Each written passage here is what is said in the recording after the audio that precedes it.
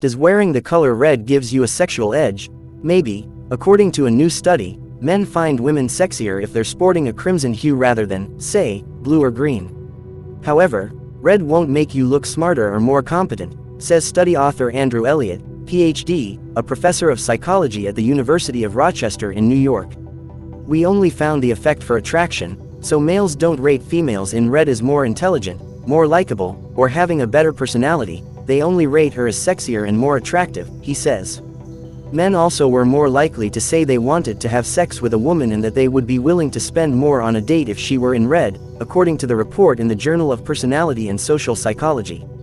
In a series of 5 studies, about 150 heterosexual men, homosexual men and those with red-green color blindness were excluded. Rated photographs of women framed in red, white, gray, green, or blue or with the woman in a red or blue shirt. On a 7-point scale, with 1 being the least sexy and 7 a white-hot sex goddess, the color red added about 1.25 points to the rating, says Elliott. That's nice, but given the looming election, one might wonder, does wearing red makes you more attractive in the voting booth too?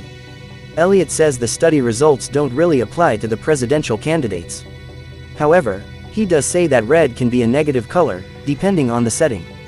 We actually have other research showing that red on the cover of an IQ test leads to worse performance, so red is actually a negative color in some instances, says Elliott. In terms of the election, I will say that if a politician wears a red tie, he or she may be viewed as more dominant, and that might have an effect, but again, that's way beyond our data, he explains. Red in competence and achievement settings has a negative effect, so these things are really hard to talk about and predict right now. Why is red so sexy? The researchers have a couple of theories. One is cultural. From red roses to Valentine's Day, red is the universally recognized sign of romance. It makes sense that men may subconsciously associate red with sex. We think that red, due to the association with hearts and Valentine's Day and lingerie and things like that, takes on a sexy meaning, says Elliott. There's also a rather provocative possibility that there's a deeply embedded sort of tendency for heterosexual men to see red as an attraction cue because that's what happens in the wild. If you want to know whether your marriage will survive, look at your spouse's yearbook photos. Psychologists have found that how much people smile in old photographs can predict their later success in marriage. In one test, the researchers looked at people's college yearbook photos and rated their smile intensity from 1 to 10. The researchers say that none of the people who fell within the top 10% of smile strength had divorced, while within the bottom 10% of smilers, almost 1 in 4 had had a marriage that ended. Scoring was based on the stretch in 2 muscles, one that pulls up on the mouth and one that creates wrinkles around the eyes. In a second trial, the research team asked people over age 65 to provide photos from their childhood. The average age in the pictures was 10 years old. The researchers scored each person's smile and found that only 11% of the biggest smilers had been divorced, while 31% of the frowners had experienced a broken marriage. Overall, the results indicate that people who frown in photos are 5 times more likely to get a divorce than people who smile. While the connection is striking, the researchers stress that they can't conclude anything about the cause of the correlation.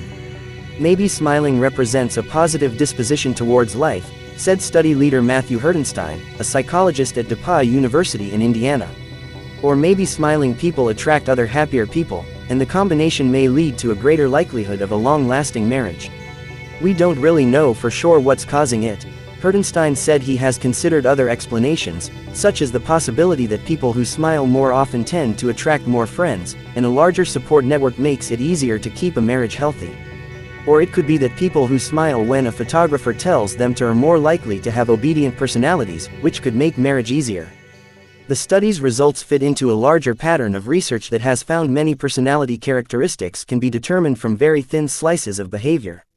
We often reveal ourselves in the most subtle, simple ways, and smiling in photographs is correlated with a number of traits, including a generally happier disposition. Eggplant seeds, which are the tiny, grainy pieces inside the flesh of typical eggplants, are unavoidable when eating the vegetable. They add texture and flavor, and they are embedded in almost every bite. But the insides of their seeds contain trace amounts of nicotine, the substance primarily responsible for the addictive properties of cigarettes. Nicotine is a stimulant, and it causes a rush of adrenaline upon consumption. Alongside this rush, it spurs a release of dopamine, our body's happy hormone, and a corresponding feeling of elation. The combination feels exhilarating to cigarette smokers and is in part the reason they have such a hard time when it's time to quit. Withdrawal from the high often induces shaky hands, sweating, irritability, and a rapid heart rate, alongside some intense psychological cravings. The seeds provide a drug concentration of 100 nanograms of nicotine per gram of eggplant. So if you eat a delicious serving of eggplant caponata, will you experience this painful withdrawal until you satisfy your fix for more? No, not unless you ate a whole ton of eggplant seeds. According to a 1993 study, 10 grams of eggplant, which is equivalent to a little over a half a tablespoon, has roughly the same amount of nicotine you'd ingest from 3 hours of secondhand smoke. That's not a lot. The dangers of secondhand smoke largely come from the burning tar and other chemicals, which release carcinogens. You can't get addicted to cigarettes from smelling them. Additionally, the study revealed that you would need to consume over 20 pounds of eggplant to experience the nicotine effect of just one cigarette. After consuming that many vegetables, you'd first be rushed to the hospital with digestive complications from ingesting too much fiber, a nutrient of which, by the way, eggplant is an excellent source. SPF stands for sun protection factor, and the number beside it indicates how well the sunscreen protects skin against sunburn. It is not an indicator of how long you can stay out in the sun, rather, it indicates how much longer it takes untanned skin to start to redden with sunscreen applied compared to how long it takes to start reddening without it. To work out the SPF of a sunscreen, laboratory tests are carried out on an untanned patch of skin, such as the buttocks, of human volunteers. Sunscreen is applied liberally to the skin, which is then exposed to simulated sunlight via UV lamps. Measurements are taken of how long it takes the skin to get a minimal burn when covered with sunscreen, and how long it takes to get the same minimal redness without it. To get the SPF number, a simple formula is used. The number of seconds it takes a patch of skin to slightly redden when covered in sunscreen is divided by the number of seconds it takes to slightly redden when there is no sunscreen applied. Say it took 300 seconds for the skin to burn with sunscreen, and 10 seconds to burn without it. 300 is divided by 10, which is 30. The SPF is 30. Under current Australian regulations, sunscreens must have an SPF significantly higher than 50 in order to be rated at 50+. The plus means the rating is, at least, the value given. A rating of 51 won't cut the mustard. The sunscreen needs to have an SPF of 60 or more to be compliant. General Motors (GM) has unveiled a new and more capable hands-free advanced driving assistance system dubbed Ultra Cruise during its two-day investor event that began Wednesday, per a company press release. The system, set to be available on select models in 2023, will be able to handle 95% of all driving scenarios and will eventually be used on every paved road in the United States and Canada, bringing the company closer to its goal of zero crashes, zero emissions, and zero congestion. Ultra Cruise will be able to change lanes automatically, make left and right turn, obey traffic signals, avoid obstacles, and even park itself in residential driveways using a variety of optical cameras, radar, and lidar sensors. At launch, the system will work on 2 million miles (3.2 million kilometers) of North American roadways, including highways, city streets, and subdivision streets. The project will then grow to encompass 3.4 million miles (5.5 million kilometers) of asphalt.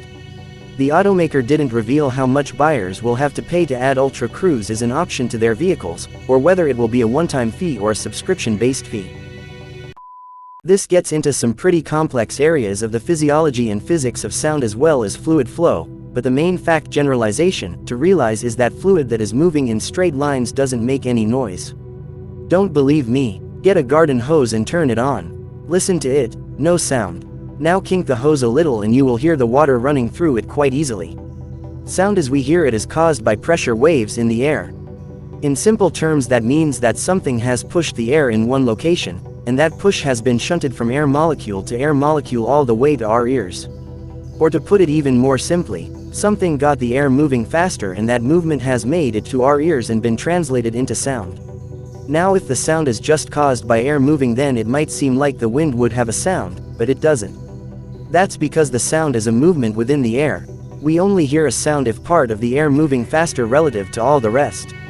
It is the change in the speed of the air we respond to, not the speed itself. In contrast, the wind is a movement of air. With a steady wind, there is no change for us to detect. The pressure from a constant wind is, well, constant.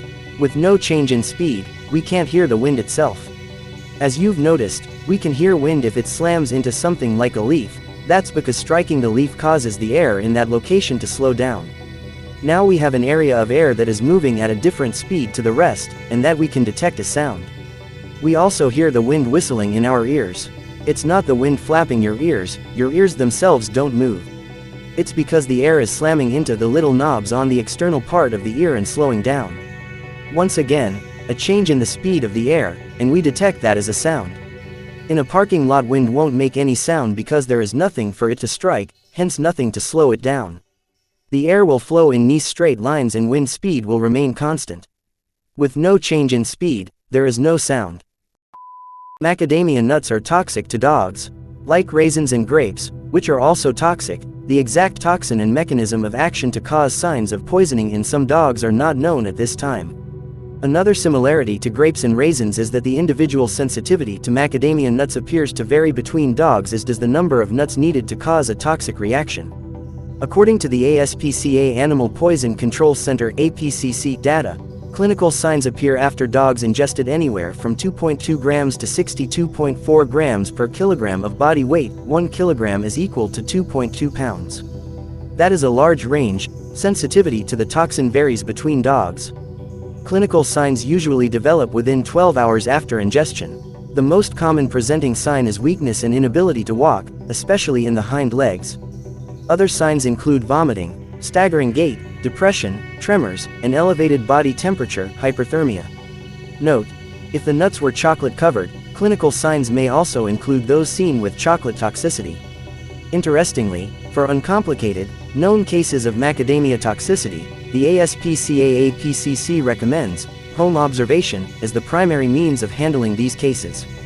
Additionally, the ASPCA-APCC also recommends the following: administering activated charcoal 2 gram per kilogram orally with a cathartic such as 70% sorbitol 3 milliliters per kilogram orally hastens the passage of nuts through the digestive tract and may reduce the absorption of unidentified causative compounds.